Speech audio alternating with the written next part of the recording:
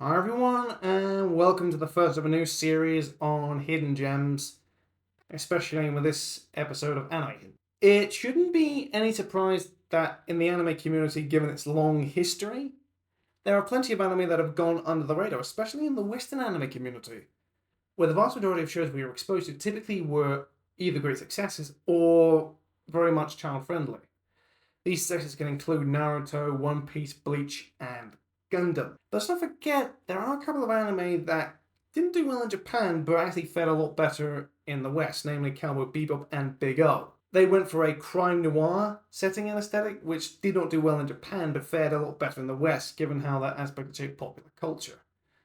There are also plenty of shows that are known to the Western anime community, but most in the Western anime community probably have said for a fact they have never seen them, like the Slayers anime series and the hybridized anime shows like Oban Star Races, and some that have gone completely under the radar, despite having a full-blown English dub and a full run of episodes, which brings us into today's subject, the anime called The Devil Lady, which is one of a number of anime that, despite having a full-blown English dub, are generally not widely known to the Western anime community as a whole. This is partly due to the fact the anime genre itself, namely it's a horror anime, which probably would have limited the amount of people who had access to it. There's also a fact that when its initial release, when it came to the West, it was primarily released on DVD, rather than having, say, like a network pick it up, which further limited its release options.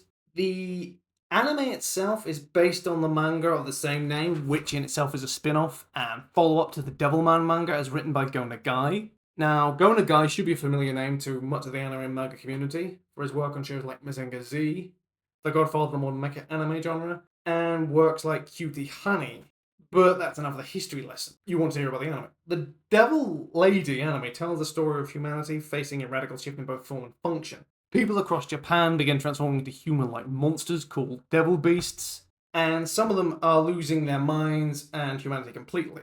This then builds on both the horror and psychological aspects of the show, as on the one hand we have people turning into monsters and losing their humanity, but at the same time we have the psychological implication what it can mean for the people affected by it. This idea of telling a story of psychological horror is different from the standard horror idea typically done, which is usually a serial killer running around after a bunch of teenagers. This, as a result, creates a very nuanced and layered story, which is further helped by the fact that characters themselves feel very. The show's dark tone is expertly conveyed both with the choice of music colours, both on the day and night scenes, and this is further added and aided by the soundtrack. There's a lot of music that we can honestly say that usually adds to the dark tone with a mixture of ominous and sinister music thrown in just for good measure. It can also almost be considered too sinister, but then the best piece of the entire soundtrack comes in, which is the piece they play when June, our main protagonist, grows to a large size to fight yet another devil beast that has grown to a large size. This track somehow not only breaks up the dark feeling of the show when needed, but also adds a lot of tension, given the fact that now you've got two giant monsters grappling and fighting one another. Things have gone very serious, and if something goes wrong, the secret's out the bag, and the entire city's in peril from having two giant monsters rampage about. The opening and endings both add to the aesthetic and feel of the anime. The opening basically ends up the sinister and ominous aspect of it, especially with the monsters, and the fact we are going into unknown territory, which fears can become reality, while the ending seems to add a whole sense of almost questioning and a feeling of doubt and introspection, especially when it comes to the lines between human and devil beast. The anime is a monster show, but the way the story has been done, it doesn't feel like a traditional monster story. Using psychological horror, we actually get an exploration of how personal it can be for a person to come to terms with the fact they are effectively a devil, and at the same time may never have be truly human again. It's also helped by the fact that the devil beast display various levels of intelligence and humanity, and is told for the fact the audience, the fact that the lines between devil beast and human are blurred, also the fact the idea that some of the devil beasts see themselves as superior to humans, adds to the fact that there's an implication of the fact this might be the next step in human evolution. And then the humans themselves don't go for lightly. We have an organization called the Human Alliance, which is the organization that is combating the devil beast and doing the best they can to keep them secret from the general public. For not one, trying to create a panic, but also because we are fighting people who were once who had their lives and everything else. And there's also the sense about the Human Alliance. He's not really the good guy in all of this. The monster designs themselves vary from what you might expect. The first monster of the first episode is effectively a wolf man, but there's a twist. And with some devil beasts are literally just monsters. The only clue to the fact that humanity is an only place human skull, or perhaps a shrunken corpse attached to the body in some place, which does add to the body horror nicely. And more a fair share of the devil beasts are actually very different from one another, with some being almost bizarre in terms of shape and form. So as a result, you never get a dull moment for the monster design. And in some cases, the devil beasts are struggling with many issues, that least of all being their devil beast transformation. While some of them are undoubtedly evil, others are struggling with their own doubts and insecurities, and sometimes the devil beast transformation is a reflection of that.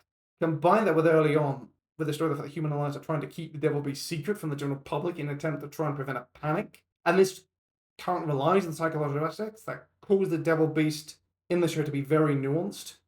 And I would also say for a fact this is not a new situation, but a very much developing one with a great unknown, with the factors of human science trying to keep up with each discovery they make about devil beasts. I mean, this anime could have just been your box down Monster Week affair, but in reality, it isn't. Beyond the first couple of episodes, as with each episode, the devil beast starts with becoming more human-like and the motivations and actions, and the human alliance serves as mostly an anti-devil beast force, as to defend and both keep humanity ignorant of the devil beast. But there's real danger in the fact of the devil beast becoming public, especially when the large devil beast in June becomes Devil Lady, especially in her so-called Giga form. And the story is further enhanced with some devil beasts reveling in their new form and trying to assert themselves, while others are struggling with what their new power means. And some just want to live beside humans, and there are battles between these very different factions, which adds to the story again. It's just for a fact, it's a very human telling. And then when the public do know about the devil beast, this then creates tension because humans fear the unknown, and because this is very much, and you never know who could be a devil beast, this creates a lot, there'll be natural suspicion. Then we have the twist in terms of the main film, the implications of what great power can do to people, and how twisted someone can actually really become, especially early on. The main characters are actually very well layered and nuanced. Our main protagonist is both a complete badass when she transforms into her devil beast forms, and she even seems to enjoy fighting the devil beast at times. However, as a human, she's both insecure and even scared of her own powers, becoming acutely aware that despite her best efforts and her incredible power, she can't help the devil beasts she meets in battle. And she even has to face her own past. And there's the implications of just what that can mean as well. Sometimes you might even think the devil beast's side judges the human side as an exhibition of her own insecurities. And sometimes it actually gets the better of her in some ways. Oscar, the other main character, is also very well laid. She's both cold and calculating, initially approaching the devil beast and June with a very dispassionately, both using her cold logic and charm to achieve her goals, but at the same time she's also been enthralled by June when she transforms, especially into a gigabeast form, and seems to marvel at this power. And early on, she seems to be sympathized with June and her emotional turmoil, but only to keep June on task and to control her. And then at the same time, both June and Oscar are often at odds with each other. They clash over the issue of the devil beast, with June often seeing their humanity, and sometimes Oscar just seeing them as monsters that only serve to be exterminated, plus Oscar advances on June that she initially rejects, only adds to the conflict between the two. It's a good personal conflict. And then we have Kazumi. Now, I thought that I would be unsure about her character, given the fact she's the least layered of the main cast, but she is a good character, and I'm actually a bright spot in a show that is very dark. Several adventures in the show actually give the show a break from the dark and moody tone. It's nice to see her and June have a home life, and June is not fighting devil beasts all the time and dealing with her own insecurities. She also gives the perspective of a normal person throughout the devil beast situation. The devil beast battles, especially when June, are never dull. She's always in a different environment, fighting, and sometimes she has a giga form to fight a devil beast when they've grown large, and other times she fights in a human form, and she often has to fight with her head, as each devil beast she fights gives a unique challenge, but then she also, on occasion, uses brute force. If there aren't any standout episodes in the anime, there are first episode 5 with the idea of a devil beast being human, and we actually get a glimpse of what their life was like before they became a devil beast, and just why on earth they might potentially lose the humanity when they transform. And then we have episode 10, which is a fascinating exploration of how a child can be affected by the devil beast phenomenon. Namely, the child is a very powerful devil beast, and we don't know the effects of what that can mean for them, but also on the world around them. And we also have the effect of a child thinking that they are a monster, and now they will never know kindness again. And that's the idea of the fact the human alliance is not even the defenders we think they are, but an organization that's independent of teams and goals no matter what. And then in later episodes, there's also all around a story arc towards the end with all implications, but I won't spoil the show anymore. You'll have to watch it for yourself to find out. Yes, The Devil Lady is a hidden gem, and well worth watching.